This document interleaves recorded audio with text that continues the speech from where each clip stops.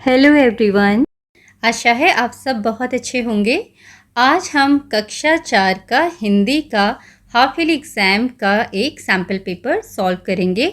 यहाँ पर आपकी जो कॉम्पिटेंसीज़ हैं, पहला है पठन, जिसमें आपको एक पैराग्राफ मिलेगा, ठीक है, और उसको आपने ध्यान से पढ़ना है। उसको पढ़कर आपने क्वेश्चंस के उत्तर देने हैं, प्रश्नों के उत्तर देने होते हैं। उसके बाद कविता, वो पार्ट में से क्वेश्चन आंसर्स आपको मिलते हैं। कविता जो आपने पढ़ी है, आपके सिलेबस में जो पार्ट है, उनके बेसिस पर आपको क्वेश्चंस मिलेंगे, उनके आंसर्स आपने देने होते हैं। फिर व्याकरण जो आपका ग्रामर पोर्शन है, ये 10 मार्क्स का है। रचनात्मक लेखन ये 5 नंबर का। शब्दावली 5, वर्तनी 5, सुलेख 5। तो ऐसे टोटल मिला के आपके कुल कितने हो गए? 40 नंबर, ठीक है। चलिए शुरू करते हैं। सबसे पहले है पठन। आपको यहाँ पर जो भी पैराग्राफ दिया होगा उसको ध्यान से पढ़ना है और फिर नीचे दी हुई प्रश्नों के उत्तर देने हैं। तो यहाँ पर है, सीमा अपने बगीचे में रोज़ पौधों को पानी देती थी। उसे फूल बहुत पसंद थे। एक दिन उसने देखा कि एक छोटा पौधा मुरझा गया है। सीमा ने जल्दी से उसे पानी दिया और उसकी देखभाल शुरू की। कुछ ही दिनों में पौधे पर नई हरी पत्तियां आ गईं। सीमा बहुत खुश हुई। धीरे धीरे उस पौधे में सुंदर लाल फूल खिले। सीमा ने अपनी माँ को गर्व से पौधा दिखाया। माँ ने कहा, मेहनत और धैर्य से हमेशा अच्छे फल मिलते हैं। सीमा ने सीखा कि पौधों और प्रकृति की देखभाल करना हमारी जिम्मेदारी है।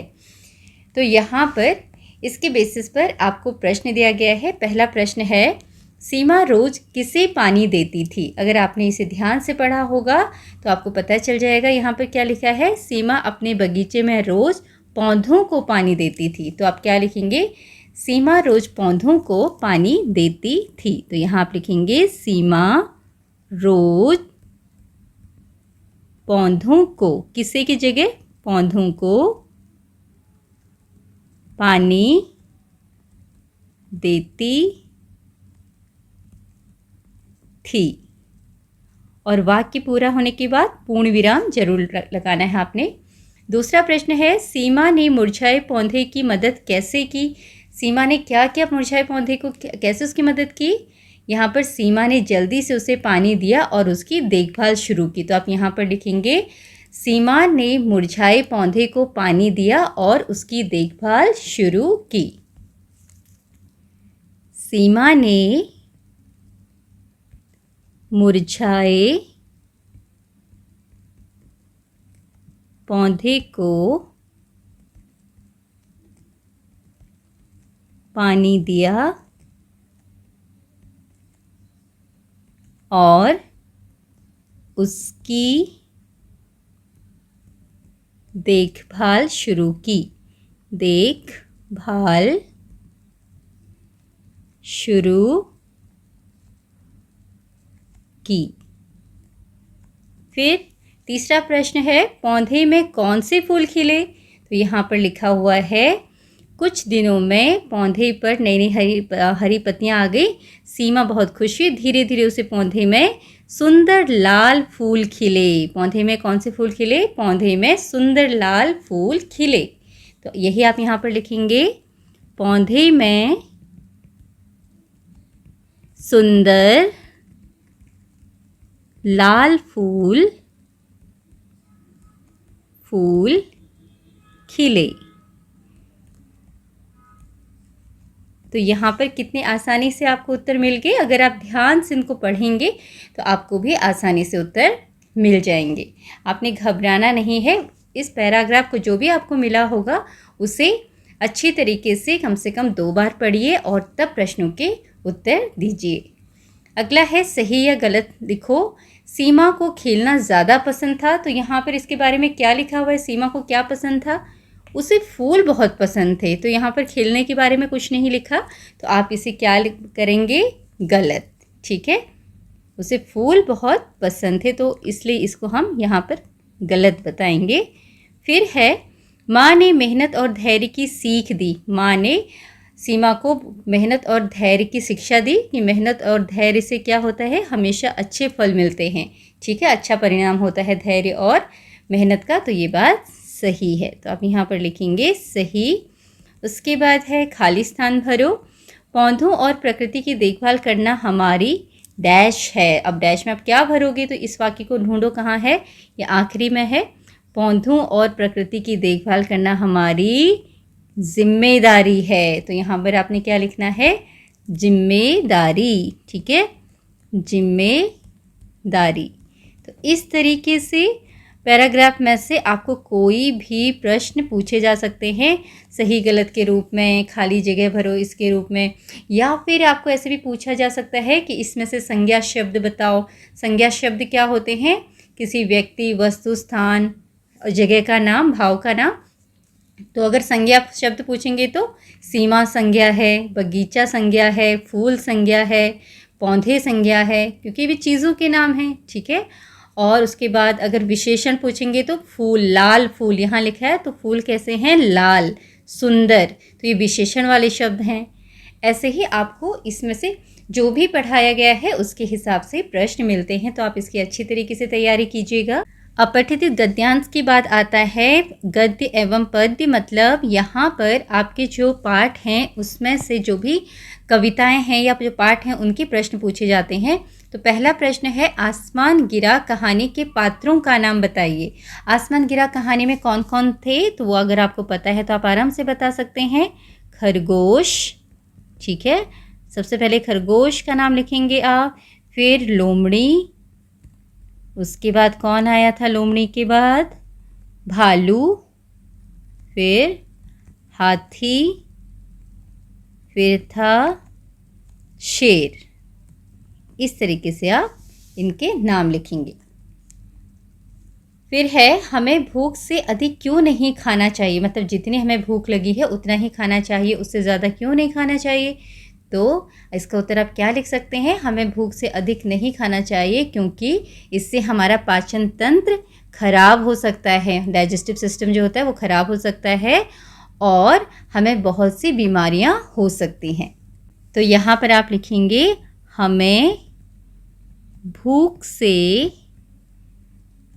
अधिक नहीं खाना चाहिए, अधिक नहीं खाना चाहिए क्योंकि, इतना तो आप प्रश्न में से ही लिखेंगे, फिर आगे लिखेंगे क्योंकि इससे हमारा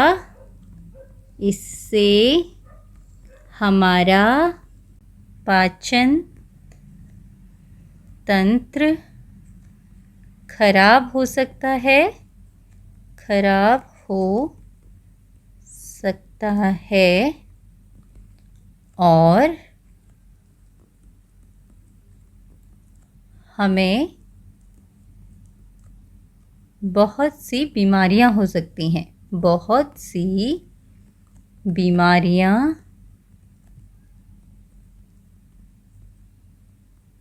हो सकती हैं। आगे है प्रश्न 3, नीम के पेड़ के कोई 2 लाभ बताइए। नीम के पेड़ से हमें क्या फ़ायदा होता है, उसके 2 लाभ बता सकते हैं आप यहाँ पर। तो पहला आप बताएंगे कि नीम के पेड़ की छाल दवाई बनाने के काम आती है। ठीक है, नीम के पेड़ की छाल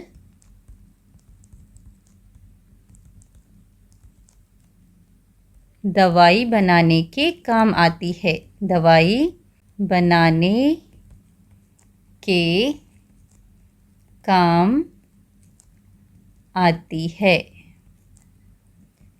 और दूसरा बता सकते हैं, नीम की छोटी टहनियों से दातून बनता है, ये बता सकते हैं।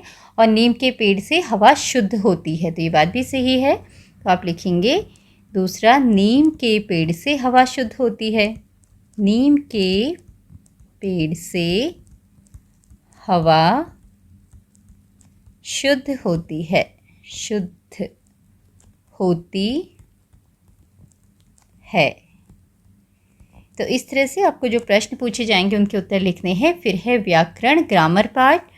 पहला प्रश्न है, निम्नलिखित वाक्य में संज्ञा शब्द पर गोला लगाइए। तो हमने इसके बारे में अभी बताया था, संज्ञा शब्द किसी भी चीज़ का नाम होता है ना, वस्तु का नाम, चीज़ का नाम, जानवर का नाम, जगह का नाम। तो यहाँ पर पेड़ पर फल लगे हैं, तो दो संज्ञा शब्द हैं, पेड़ और फल। तो आप इनको गोला लगाएंगे इस तरीके से। फिर है बहुवचन बनाइए। पत्ता, पत्ता का बहुवचन पत्ते, बगीचा, बगीचे। आगे विशेषण शब्द लिखकर वाक्य पूरा कीजिए। विशेषण शब्द मतलब जो किसी की विशेषता बताता है। मैंने एक बहुत डैश हाथी देखा, तो हाथी कैसा होगा? बहुत बड़ा। मैंने एक बहुत बड़ा हाथी देखा, तो हाथी कैसा था? बड़ा। तो ये विशेषता हो गई हाथी की। आगे है स्त्रीलिंग शब्दों पर गोला लगाइए। स्त्रीलिंग शब्द कैसे होते हैं? जिसको बोलते समय हम वाक्य में जब बोलते हैं तब पहचान में आता है कि स्त्रीलिंग शब्द। जैसे लौकी, मैंने लौकी खाई, लौकी की सब्जी खाई। तो यहाँ पर लौकी क्या है? एक स्त्रीलिंग शब्द है। लौकी बहुत अच्छी थी, ठीक है। और करेले के लिए क्या बोलेंगे? करेला अच्छी थी कि करेला अच्छा था? करेला पका हुआ था। तो यहाँ पर करेला थी नहीं बोला जाएगा, था बोला जाएगा। तो इसलिए ये पुल्लिंग शब्द हो गया, ठीक है। तो लौकी, आलू और यहाँ पर जलेबी, जलेबी स्त्रीलिंग है और लौकी भी स्त्रीलिंग शब्द है। आगे विलोम शब्द, ऊपर का विलोम शब्द, नीचे, अधिक का कम। अधिक मतलब ज़्यादा भी बोलते हैं, तो अधिक का कम। फिर है इत जोड़कर नया शब्द बनाओ। मोह, मोह में और इत जोड़ो कि क्या बन जाएगा? मोहित। ये आपने अपनी कक्षा में किए हुए होंगे। शिक्षा, शिक्षित। शिक्षा प्लस इत, शिक्षित। इस तरीके से आप लिखेंगे। क्रिया शब्द पर गोला लगाइए। क्रिया मतलब काम वाला शब्द। क्या काम हो रहा है? गाय घास खाती है। काम क्या करी गाय? खाने का। तो खाती, ये क्या हो गया? क्रिया, काम, ठीक है। राम लिख रहा है। राम क्या कर रहा है? लिख रहा है। तो लिखना काम हो गया यहाँ पर लिख। तो ये है काम वाला शब्द, ठीक है, जिसे हम क्रिया शब्द भी बोलते हैं। उचित विराम चिन्ह लगाइए। यहाँ पर आपने सही विराम चिन्ह लगाने हैं। आप कहाँ रहते हैं? तो यहाँ पर प्रश्न पूछा जा रहा है, तो हम इसमें प्रश्नवाचक चिन्ह लगाएंगे, प्रश्न सूचक चिन्ह, ठीक है। और फिर वाह कितना सुंदर फूल है, तो ये आश्चर्य प्रकट किया जा रहा है। तो यहाँ पर वाह के बाद हम क्या लगाएंगे? इस तरीके से बनाएंगे इस चिन्ह को। और कितना सुंदर फूल है, इसे हम पूरा सीधा इस तरीके से एक पूर्ण विराम लगा देंगे। वाह कितना सुंदर फूल है। आगे है तुक वाले शब्द लिखिए। खाना, खाने से मिलता जुलता शब्द क्या हो सकता है? खाना, पाना, आना, जाना, ठीक है। इस तरीके से जैसे ना आता हो आखिरी में, वो तुक वाला शब्द हो गया। तो यहाँ लिख सकते हैं जाना, पाना, जो जिसका सही अर्थ हो कोई, तो आप यहाँ पर बताएंगे। आलू, भालू, ठीक है। फिर आगे है निम्नलिखित शब्द युग्म से वाक्य बनाए। शब्द युग्म क्या होते हैं? इस तरह की जोड़ी होती है, इधर उधर, ऊपर नीचे, ठीक है, एक साथ जब हम लिखते हैं। तो यहाँ पर इधर उधर है, इससे आपने वाक्य बनाना है। तो आप क्या लिख सकते हैं? हमें पढ़ाई करते समय इधर उधर ध्यान नहीं देना चाहिए। इसके अलावा आप कोई और वाक्य भी यहाँ लिख सकते हैं। तो यहाँ पर उदाहरण के लिए वाक्य लिख दिया है, राज इधर उधर घूमता रहता है, ठीक है। तो ऐसे आप कोई और शब्द भी यहाँ और वाक्य भी यहाँ पर लिख सकते हैं। फिर है रचनात्मक लेखन। यहाँ पर एक आपको कोई भी टॉपिक मिलेगा, विषय मिलेगा, जिसके बारे में आपने लिखना होगा। और आपको कोई चित्र मिल सकता है, उसके बारे में भी उसको देखकर आपको वाक्य बनाने होंगे। तो यहाँ पर आपको जो भी विषय मिले उसके हिसाब से आप यहाँ पर वाक्य लिखेंगे। तो यहाँ पर इस सैम्पल पेपर में जो दिया हुआ है वो है हमारा आहार। आहार मतलब किसको बोलते हैं? भोजन, खाना जो हम खाते हैं रोज़, तो उसके बारे में आपने लिखना है। तो यहाँ पर उदाहरण के लिए कुछ वाक्य लिख दिए हैं, जैसे आहार का अर्थ है खाना जो हम रोज़ खाते हैं। दूसरा, हमें हमेशा पौष्टिक आहार खाना चाहिए। तीसरा है हमारा आहार साफ और ताज़ा होना चाहिए। फिर चौथा, अच्छा आहार हमें स्वस्थ रखता है। पांचवा, हमें समय पर आहार खाना चाहिए। तो इस तरीके से आप कोई और वाक्य भी यहाँ पर बना सकते हैं। शब्दावली, यहाँ पर आपको कविता की एक लाइन दी गई है, आपने क्या करना है, इस लाइन को पढ़कर इसके आगे कौन सी लाइन थी, कौन सी पंक्ति थी, वो लिखनी है। तो आपको कविता अच्छे से याद होनी चाहिए। तो यहाँ पर है, पेट से ज़्यादा जब कोई खाए, उसके आगे क्या है, खाकर वह पीछे पछताए। तो आप यहाँ पर लिखेंगे खाकर वह पीछे पछताए, पछताए। इस तरीके से आप यहाँ पर लिखेंगे। फिर है प्रश्न 2, नीचे दिए गए शब्दों में मात्रा लगाकर या हटाकर नया शब्द बनाइए। तो यहाँ पर शब्द दिया है बस, तो आप क्या बना सकते हैं, यहाँ पर बस में कोई मात्रा जोड़ सकते हैं। इसमें कोई मात्रा तो है नहीं जो आप हटाएंगे, तो आप क्या लिख सकते हैं यहाँ पर इसको, तो यहाँ पर आप लिख सकते हैं ब में बड़ी ई की मात्रा और फिर क्या बनेगा शब्द 20। ऐसे ही सेव है, इसमें से हटा सकते हैं, हम नया शब्द बना सकते हैं। एक की मात्रा हटा दो स से और क्या बन जाएगा सब। ठीक है, इस तरीके से आप इसे करेंगे। फिर है निम्नलिखित शब्दों के अर्थ लिखिए। आहार, आहार मतलब भोजन या खाना जो हम खाते हैं। फिर है हरदम, हरदम मतलब हमेशा। तो यहाँ पर जो शब्द अर्थ हैं वो भी आपको पता होने चाहिए। फिर है दूध से बनी 2 सामग्रियों के नाम लिखिए। दूध से क्या क्या बनता है, एक तो दूध से दही बनती है, और दूध से क्या बनता है पनीर, और दूध से घी भी बनता है। तो आप जो भी चीज़ें बनती हैं यहाँ पर लिख सकते हैं। फिर है प्रदूषित शब्द में प्र लगा है, ऐसे ही 2 शब्द लिखिए। तो प्र से आपने 2 शब्द लिखने हैं, तो एक तो बन जाएगा आपका प्रकाश, और एक आप यहाँ अपने पेपर में से लिख सकते हो प्रश्न, इसमें भी प्र है ना। तो ये थोड़ी सी आपने समझदारी से काम लेना। अगर आपको कोई और शब्द ना आए तो कभी कभी ऐसा होता है आपको पेपर में ही आपके प्रश्न के उत्तर मिल जाते हैं, तो आपने जो प्रश्न पत्र है उसको ध्यान से पढ़ना है। ठीक है, तो यहाँ से हमें मिल गया प्रकाश, प्रश्न, और भी आप लिख सकते हो प्रार्थना, प्रभु, बहुत सारे शब्द होते हैं। अगर याद नहीं आता तो आप प्रश्न भी लिख सकते हो। ठीक है, आगे है वर्तनी। यहाँ पर शब्दों में मात्राएं गलत हैं, तो आपने उनकी मात्राओं को सही करना है और सभी शब्दों को सही रूप में लिखना है। तो ये लिखा है दोस्त, तो क्या हो सकता है ये दोस्त, और कैसे लिखते हैं 2 आधा स और त, दोस्त।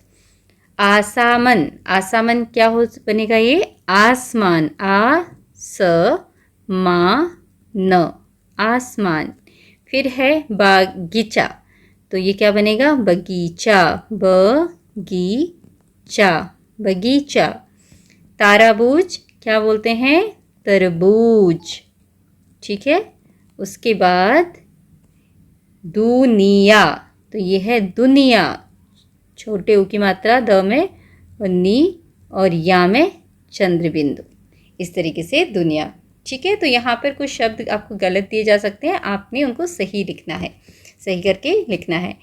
आखिरी है आपका सुलेख, नीचे लिखी पंक्तियों को सुंदर लेख में लिखिए। तो यहाँ पर आपको एक पैराग्राफ मिलेगा जिसको आपने एक सुंदर सुंदर हैंडराइटिंग में लेख में लिखना है, ताकि आपको सुंदर सुंदर मार्क्स मिल सके। ठीक है, तो यहाँ पर ये आपका जो सैम्पल पेपर है ये पूरा होता है, तो इसे समझकर आप अपना पेपर भी अच्छी तरीके से कीजिएगा। Thank you for watching.